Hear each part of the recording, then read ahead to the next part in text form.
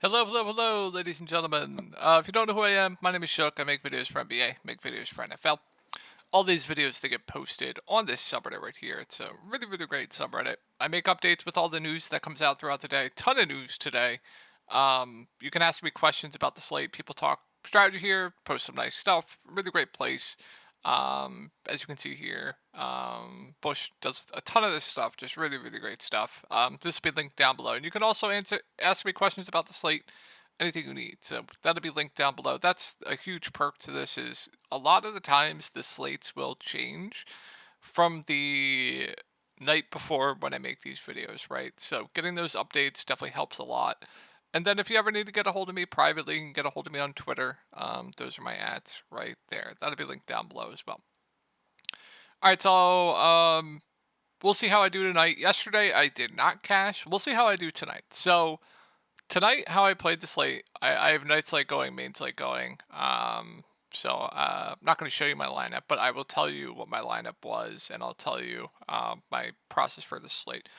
So what I wanted to do today, and I told everyone in Discord, I wanted to go light to the early games, and I wanted to play for Andrew Nemhard getting rolled out, and some of the Pacers getting rolled out. That's what we did, right? We got Matherin at unowned. He's unowned, legit unowned. Matherin is unowned. Buddy Hield, unowned. Over half the field faded TJ McConnell. What I did, I slammed the Pacers. I slammed them. I have Matherin, I have Hield, I have TJ McConnell, and I also really like the Memphis guys. Those guys were also really good plays, and nobody played those guys either. So like my core today, it was what was it? It was Marvin Bagley, who I told you guys was probably the best value play on the slate. He smashed. What else? TJ McConnell, he's doing well. Julius Randle, he busted. Unfortunately, it was the Brunson game, and Gigi Jackson. So I loaded up on the late games. I played Bagley, I played Randall, and I pretty much loaded up on the late game. So I didn't have Brunson, but with the low ownership in the late games, hopefully I can get a smash. We'll see. I'll show you guys the lineup tomorrow to see if it sneaks into the cash or not. And then what else? What else? Yeah, I just thought that the Memphis game and the Pacers game was just going to go way, way under owned. That was the case. Hopefully, we get rewarded. If you guys played for that news, good on you. It was the right thing to do.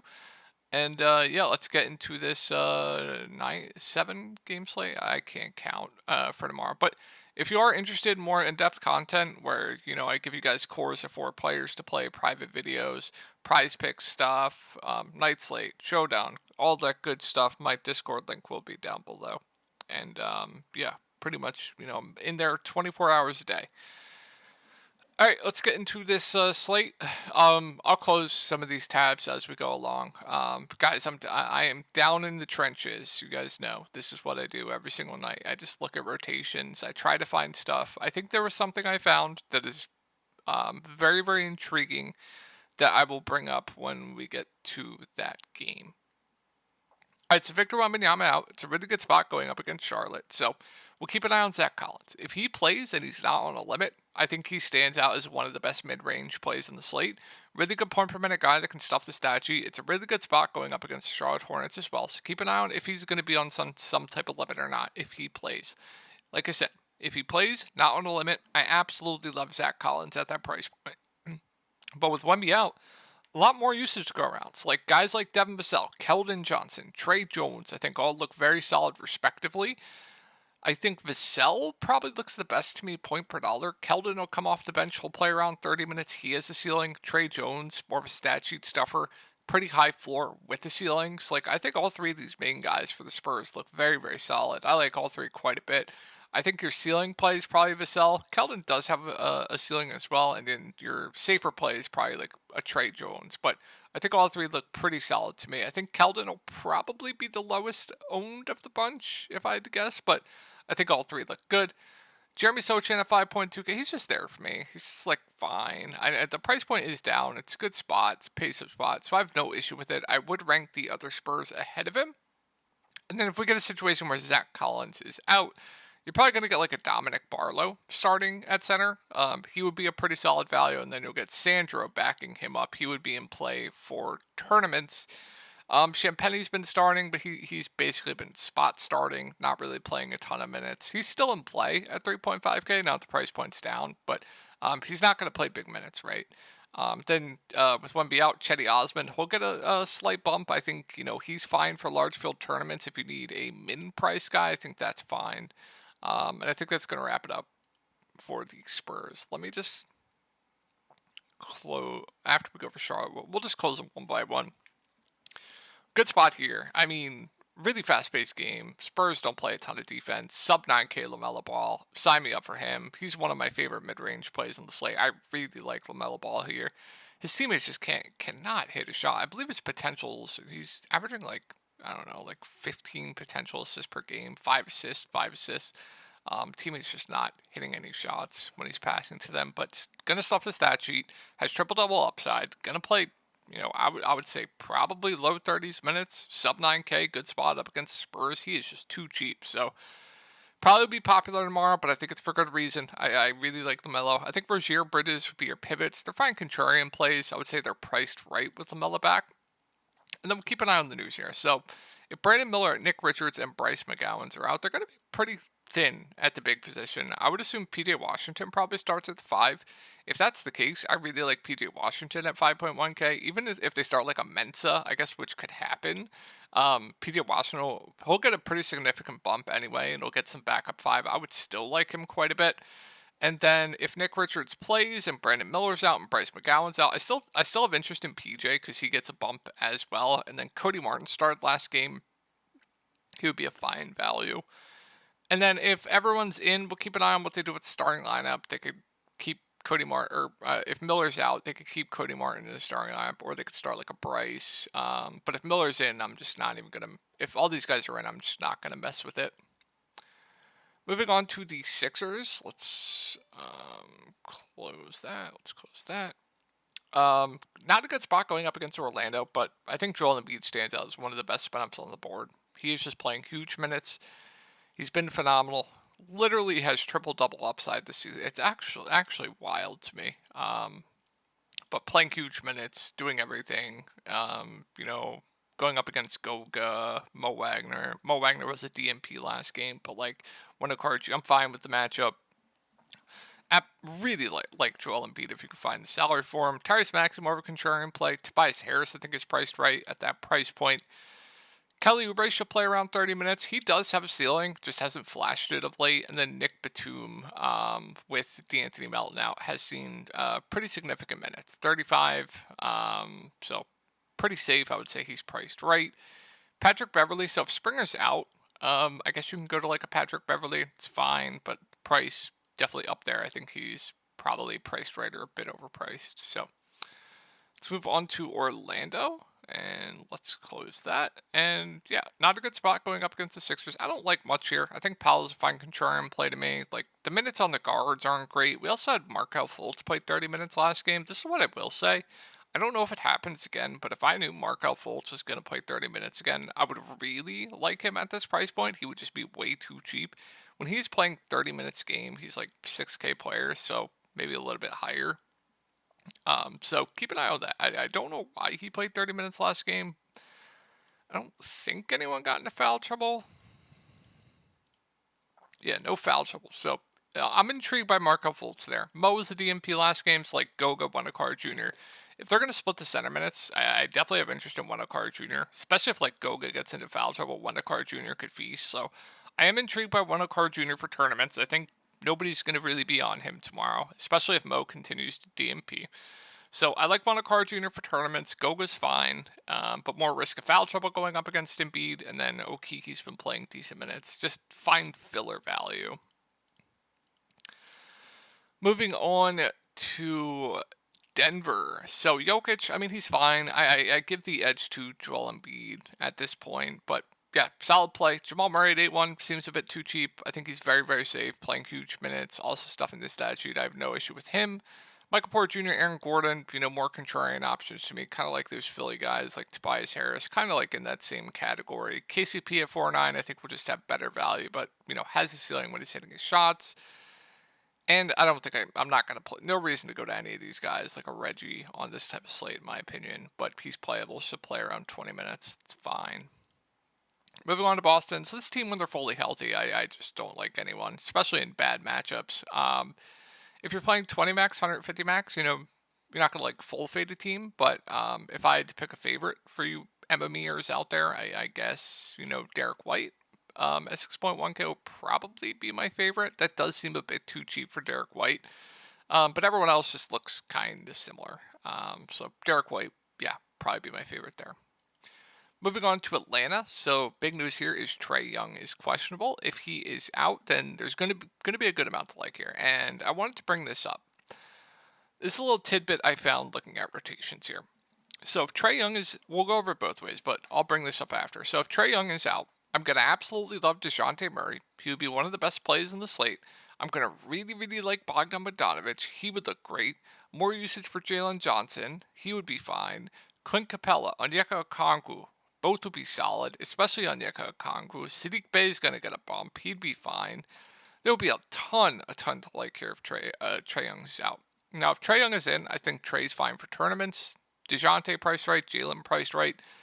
Bog, still in play for tournaments at 5.6K, and then Bay's just there for me. But a tip I did want to bring up here is looking at this Atlanta rotation. Trent Forrest was a DMP last game. That's actually a little bit significant. Instead of running a 9-man rotation, they ran an 8-man rotation. And you guys remember when we were on Okongwu and Capella when they were playing alongside each other for a lot, before the field realized it. They were playing alongside each other for a lot. It happened last game, so no Trent Forrest in the rotation. They ran an 8-man rotation. Now, I don't know if this is going to happen again, but Trent Forrest was a DMP last game, pretty sure. They played Okongwu and Capella a decent amount together. Now, I'm not saying this is going to happen again, but it is worth a sprinkle to notice that, because if we get similar minutes, like 27 from Capella, 27 from Okongwu, I don't even think there was foul trouble to help with any of that either. So if they're going to play and run an 8-man rotation and play Capella and Okongwu alongside each other that many minutes, I'm going to like Okongwu at 4.3K. I think he's a solid value anyway, but if you get a situation where they run a similar rotation to last game and he does get close to 30 minutes, he's going to stand out as a really good value, right? So that's what I wanted to mention. Not a guarantee it happens again, but I thought that was a nice little tidbit that I found.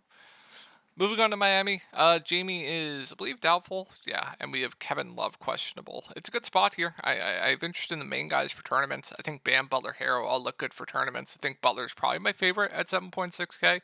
Should play mid-30s minutes. Their clear go-to guy. 7.6K for Butler does seem a bit too cheap. So, yeah, I think Butler's pretty solid in the mid-range, but like Bam, good spot for him. Harrow's fine. I don't know if I have too much interest in anyone else. I think, like Duncan, he has a ceiling. He's fine. Caleb Martin at 5K. Jovic's not really playing a ton of minutes right now. I will say Kyle Lowry at 4K should play, mid-20s minutes. He's a reasonable value. It's disgusting, but he is cheap. J. Rich, he'll play similar minutes. I think I give the edge to Lowry, and out there, similar in price points. I just close these. I think we're done with these. Moving on to Phoenix, not much here. Not a good spot going up against the Pelicans. I think KD, Book, Beal, they're all fine. Nurk not really playing a ton of minutes right now, so I would say he's priced right. I mean, Grayson Allen's been incredible. He's playing big minutes. If you want to play him, not going to say no. I mean, Grayson Allen just needs to be surrounded with stars. They would win a championship, right? But fine. Eric Gordon, I think, is fine to solid. Should play mid-20s minutes off the bench. I think at 4.4K, that's solid.